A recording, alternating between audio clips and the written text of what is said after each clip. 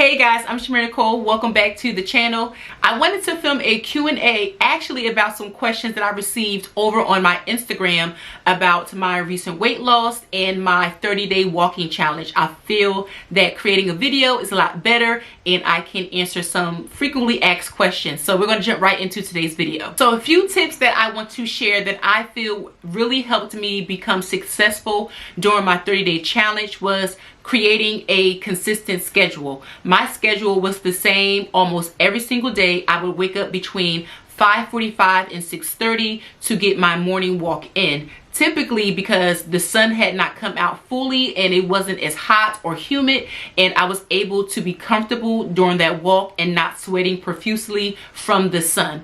This also helped me because I was able to make sure that I was getting the adequate amount of sleep. And if you are really trying to be on a weight loss journey, you really have to make sure that you are sleeping for the allotted hours that your body needs. For me, that's about 7 to 8 hours a day.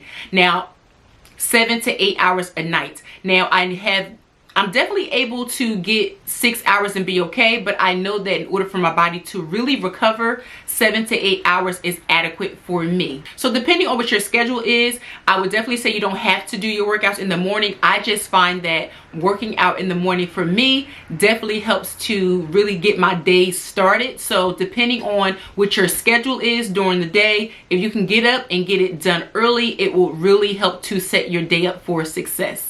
Another question that I got was, how long did I walk? So on average, I walked about an hour a day. Now there were some days that I was only able to get in about 30 minutes because of my work schedule, but for majority of my challenge, I walked for exactly an hour a day. One of the questions that I got asked the most frequent was also what I was eating. I kept my diet pretty much the same throughout the challenge.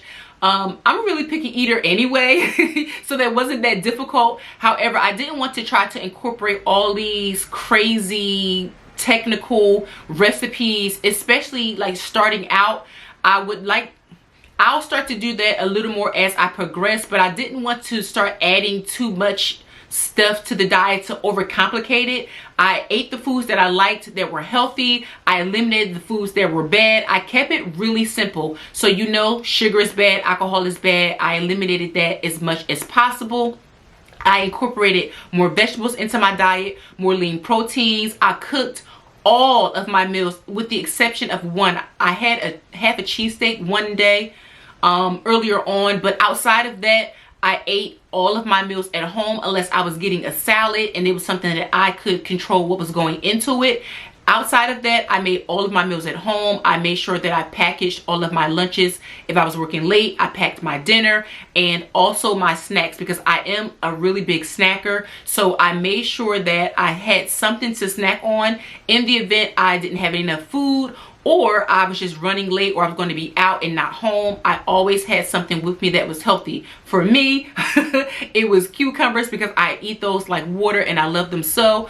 It was also, I had berries on me, strawberries and blueberries. I kept the blueberries frozen depending on the day because sometimes that crunch in the coldness, it just really was cooling because I did this challenge during the summer months, and having something cold like a nice fruit salad, it really helped with my cravings as well as it kept me full for longer. And increased fiber also helped with my digestion. I made sure to drink a ton of water. I was probably averaging per day about a half a gallon to a gallon. I was drinking water profusely, especially when I was walking, when I was going to the gym, after the gym, and I made sure to incorporate that if I was doing smoothies or protein shakes. I was incorporating protein shakes, but I would try to do that after I finished my walking, especially on those days where I was running late and I didn't have a chance to have a full sit-down breakfast. I would just take a protein shake and I would take some berries with me, and that would be my breakfast. I really didn't try to do that as a food substitute because I believe that eating food that is higher volume will definitely keep me satiated longer versus doing protein shakes or meal replacements. I find that they're great, but actual food keeps me fuller longer. Another question that I was asked, and I think is really important, is that if you really want to do this challenge and see results in terms of the weight on the scale, you have to track what you're eating. That is the only way you're going to see changes in your body in terms of body weight.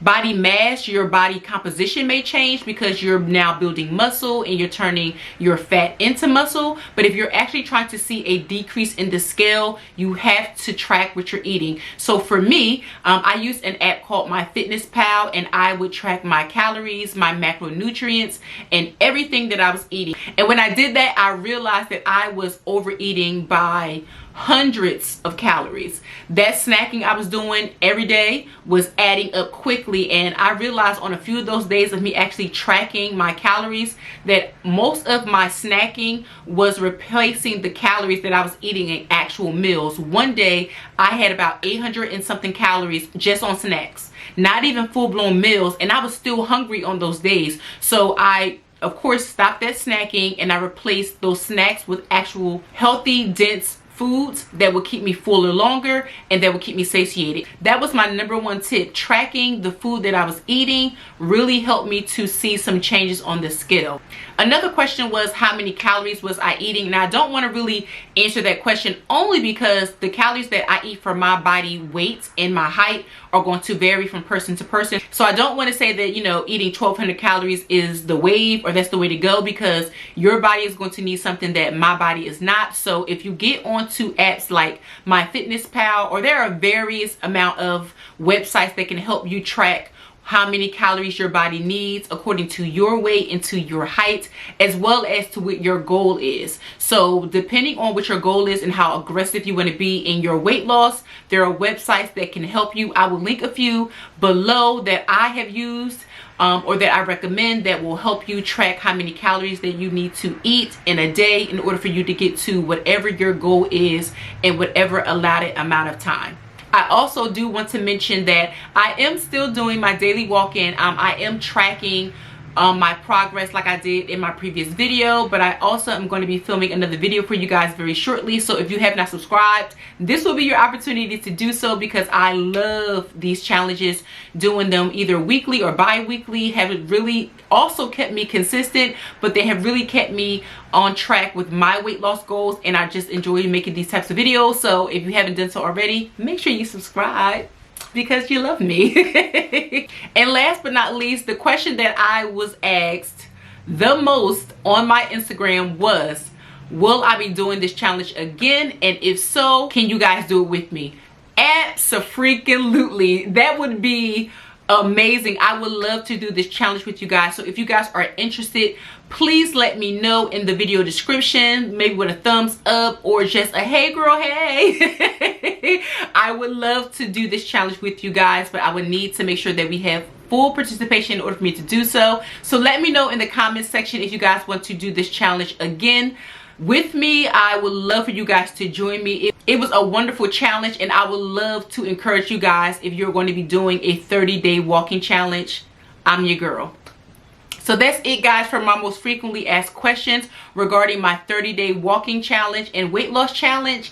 If you guys have any additional questions, please make sure to leave it in the comment section. I would love to answer your questions. And as always, if you haven't done so already, make sure you subscribe to my channel for more videos like this. And I will see you guys in the next one.